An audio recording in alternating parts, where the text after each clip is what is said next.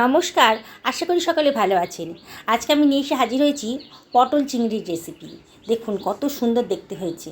একেবারে ঘরোয়াভাবে রান্না করেছি, কিন্তু স্বাদ হয়েছে একেবারে অনুষ্ঠান বাড়ির মতন। দেখুন কীভাবে আজকে রান্নাটা করছি।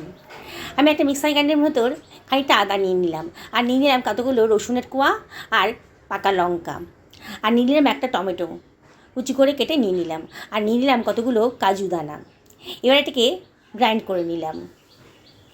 এবার এর ভেতর দিয়ে দিলাম 3 টেবিল চামচ মতো টক দই, আর একটুখানি জলও দিয়ে দিলাম, বাটি ধুয়ে জল দিয়ে দিলাম। আর দিয়ে দিলাম 1 টেবিল চামচ মতো হলুদের গুঁড়ো, 1 টেবিল চামচ মতো ধনের গুঁড়ো, 1/2 টেবিল চামচ মতো জিরের গুঁড়ো, আর 1 টেবিল চামচ মতো লঙ্কার গুঁড়ো, আর কালারের জন্য দিলাম 1 টেবিল চামচ মতো কাশ্মীরি লঙ্কার গুঁড়ো।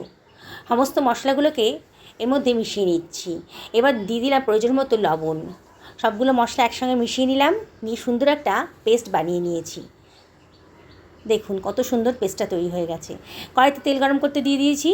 এবার নুন হলুদ মাখানো চিংড়ি মাছগুলোকে আমি এর মধ্যে দিয়ে দিলাম, দিয়ে এবার একটু ফ্রাই করে নেব।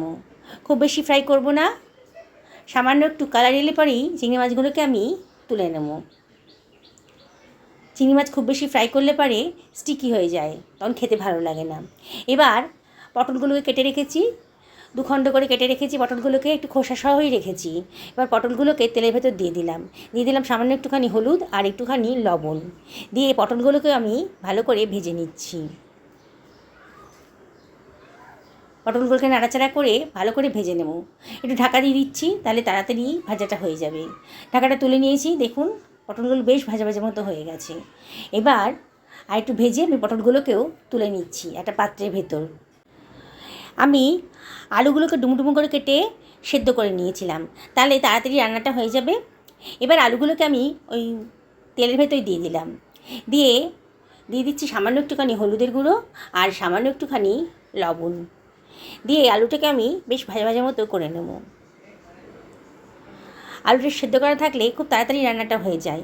আলুটাকে বেশ ভালো মতো করে ভাজা ভাজা মতো করে নিয়েছি, দেখুন। এবার আলুটাকে আমি একটা পাত্রের ভেতর তুলে রাখছি। সমস্ত আলুগুলোকে তোলা হয়ে গেছে। এবার কড়াইতে আমি দিয়ে দিয়েছি 1 টেবিল চামচ মতো তেল। এবার দিয়ে দিলাম গোটা গরম মশলা, আর দিয়ে দিলাম 1/2 টেবিল চামচ মতো গোটা জিরে।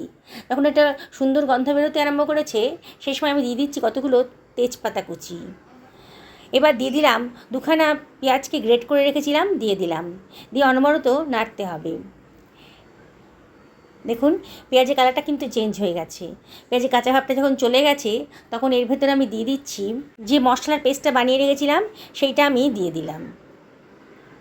এবার মিক্সারটা ধুয়ে একটুখানি জলও এর ভেতর দিয়ে দিচ্ছি।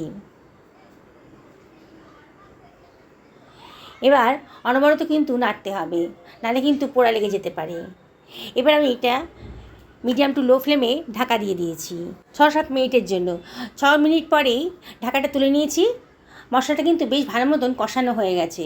এবার আমি দিয়ে দিলাম ভেজে রাখা পটলগুলো, এবার দিয়ে দিলাম ভেজে রাখা আলুগুলো, দিয়ে সব কিছু ভালো করে মিশিয়ে নিচ্ছি। এবার একটুখানি জলের ভেতর দিয়ে দিলাম, শুকনো শুকনো লাগছিলো, জল দিয়ে দিলাম, দিয়ে ভালো মতো সব কিছু ভালো করে মিশিয়ে নিচ্ছি। আবার একটু জল দিয়ে দিলাম, একটু ফুটতে দেব, একটু ঢাকা দিয়ে দিলাম মিনিট 3-4 জন্যে। আমার পটল আলু সব সেদ্ধ করাই ছিল, তাহলে বেশি সময় লাগবে না। দেখুন আলুটা কিন্তু বেশ ভালো মতন সেদ্ধ হয়ে গেছে। এবার আমি দিয়ে দিলাম ভেজে রাখা চিংড়ি মাছটা। এবার দিয়ে দিলাম গরম মশলা 1/2 টেবিল চামচ মতো, আর দিয়ে দিলাম 1 টেবিল চামচ মতো গাওয়া ঘি। শুকনো একটা গন্ধ বেরোবে, আর হাতে ডলে একটুখানি কসুরি মেথিও এর ভেতর দিয়ে দিলাম। দারুণ সুন্দর একটা গন্ধ বেরোতে আরম্ভ করেছে। সব কিছু ভালো করে মিশিয়ে নিলাম।